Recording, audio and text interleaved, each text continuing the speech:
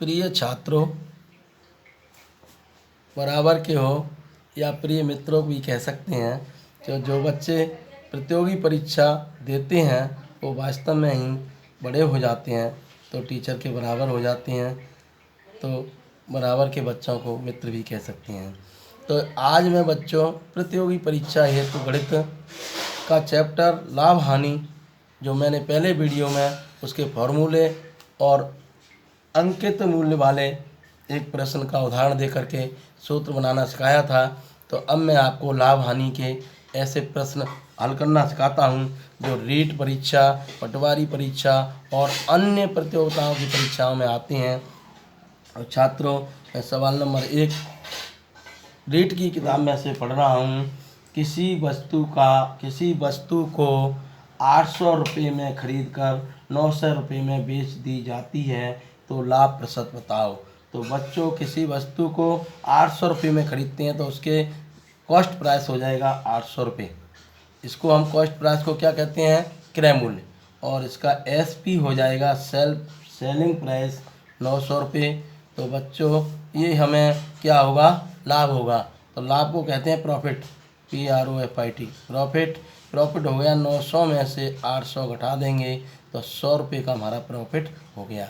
अब 100 रुपये का प्रॉफिट हो गया, अब हमें प्रॉफिट प्रतिशत निकालना है। प्रॉफिट प्रतिशत बराबर तो प्रॉफिट बटे CP इंटू 100, जी हमारा फॉर्मूला होता है प्रॉफिट प्रतिशत का।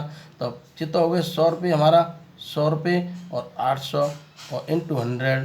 तो हम एक जीरो से एक जीरो काटेंगे और इसका हम भाग देंगे 1000 हो जाएगा। यहाँ 1000 बटे 8 और इसका भाग देंगे तो उत्तर निकलेगा 12 सही 1/2%। या बच्चों, पौंडों में आए तो 12.5% भी कह सकते हैं। इस प्रकार से पी हमारा 12.5% या 12.5% हो गया।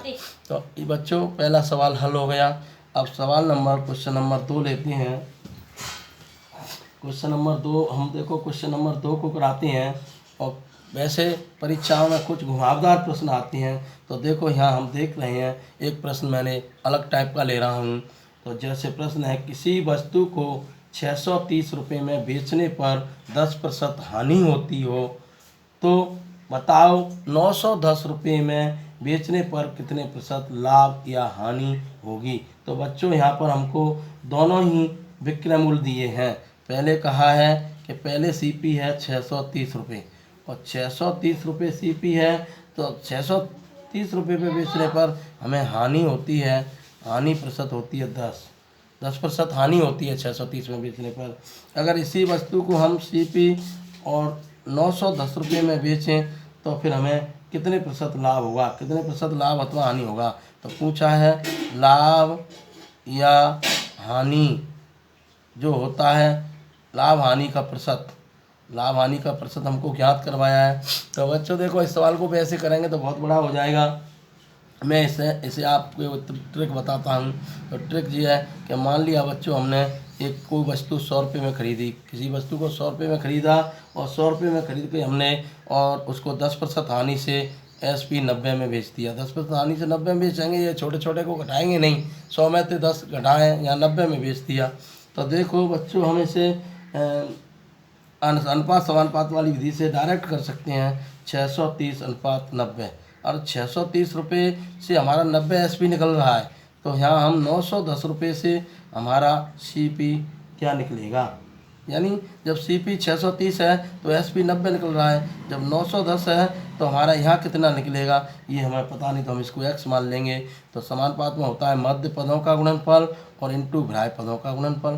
तो ग्राह्य पद का गुणनफल 630 से करेंगे तो हम यहाँ ज़्यादा विधि लंबी नहीं करेंगे, डायरेक्ट लिखेंगे x बराबर 910 गुणा 90, अंदर के मध्य पदों का गुणा 630 का भाग दे देंगे, 630 का भाग दे देंगे तो अच्छी आ जाएगा बच्चों हमारा 130 रुपये। हमारा लाभ हानि नहीं निकला है, अभी SP निकला है। क्या निकला है? SP।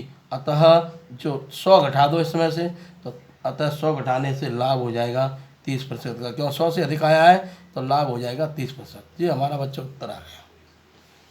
बच्चों, और भी मैं ऐसे उदाहरण आपके लिए लेता हूँ, देखो ध्यान से देखेंगे आप। तो उदाहरण नंबर 3,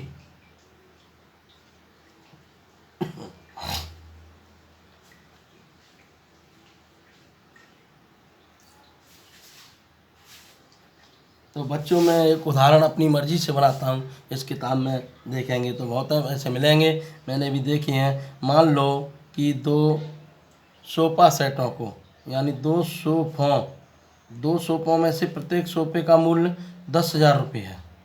10,000 रुपये सिर्फ विक्रय मूल्य है दोनों सोफ़ों का, और एसपी है 10,000 रुपये। 10,000 रुपये इसका है, और ये फर्स्ट सोफ़ा हो गया, और सेकंड सोफ़े का भी 10,000 रुपये है।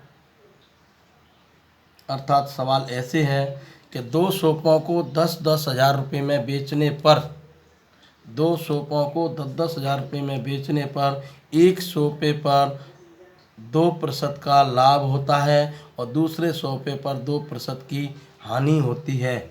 एल, ये लाभ प्रतिशत हो गया, ये एल प्रतिशत हो गया। तो देखो बच्चों, तो इस कुल सौदे पर कितना लाभ प्रतिशत अथवा हानि प्रतिशत होगा। मेरा सवाल पुनः सुन लो। 2 सोफ़ों को 10-10 हज़ार रुपये में बेचने पर एक सोफ़े पर तो 2% का लाभ होता है और दूसरे सोफ़े पर -2% की हानि होती है, हैं? तो देखो, इस कुल सौदे पर लाभ निकालने का एक सूत्र डायरेक्ट वैसे करोगे तो दोनों का पहले हम क्रय मूल्य निकालेंगे, और दोनों का क्रय मूल्य निकालने के बाद दोनों का कुल क्रय मूल्य जोड़ेंगे, फिर विक्रय मूल्य जोड़ेंगे, तब जाके लाभ प्रतिशत और हानि प्रतिशत की जांच कर पाएंगे। तो बच्चों, इसका शीघ्र निकालने की विधि है दोनों पे। इसका सूत्र है हमारे पास प्रॉफिट या लॉस, पी या एल प्रतिशत निकालने का सूत्र है x × x बटे 100। तो ये सूत्र है बच्चों, पी एक्स, यहाँ एक तो p है, p तो p हो गया 2 और दूसरा है 2, और यहाँ माइनस नहीं लेना है, 2 × 2 और बटे 100। तो यहाँ बच्चों p तो कभी होगा ही नहीं। अगर बराबर बराबर होता है, बराबर लाभ और बराबर हानि होती है, तो हमेशा लॉस होता है, लॉस होता है हमेशा। तो इसको हम करेंगे तो 2 दूनी 4, 4 बटे 100, और यहाँ 100 का भाग देंगे तो 0.04% की हानि हो जाएगी इस सौदे पर। तो हम ऑब्जेक्टिव टाइप क्वेश्चन इस विधि से डायरेक्ट हल कर सकते हैं, इसमें समय नहीं लगेगा। तो बच्चों, इस प्रकार के सवाल हम अति शीघ्र तरीके से कर सकते हैं। धन्यवाद।